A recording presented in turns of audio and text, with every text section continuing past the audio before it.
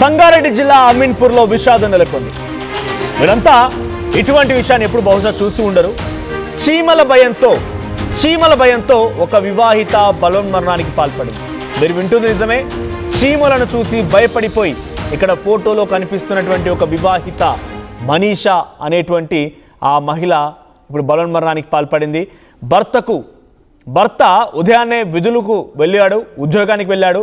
తిరిగి వచ్చే సమయానికల్లా ఇంట్లో బెడ్రూమ్ తలుపు వేసింది. ఎంత కొట్టినా ఎవరు తీయడం లేరు. ఇలా ఎందుకుంది అని చెప్పి స్థానికుల సహాయంతో ఒక్కసారిగా బెడ్రూమ్ తలుపు బద్దలు కొట్టి చూస్తే ఉరివేసుకొని బలోన్మరణానికి పాల్పడింది. చీమలతో బతకడం నా వల్ల కాదని చివరిగా ఒక లేఖ కూడా రాసింది. కూతుర్ని జాగ్రత్తగా చూసుకోవాలని భర్తకు లేఖ రాసింది. కొంతకాలంగా చీమలంటే భయపడుతోంది మనీషా. దీనికి ఒక ఫోబియా అని కూడా చెప్తుంటారట, మెర్మేకోఫోబియా అనేది చీమలను చూసి భయపడేటువంటి వాళ్ళ వచ్చేటువంటి ఫోబియా.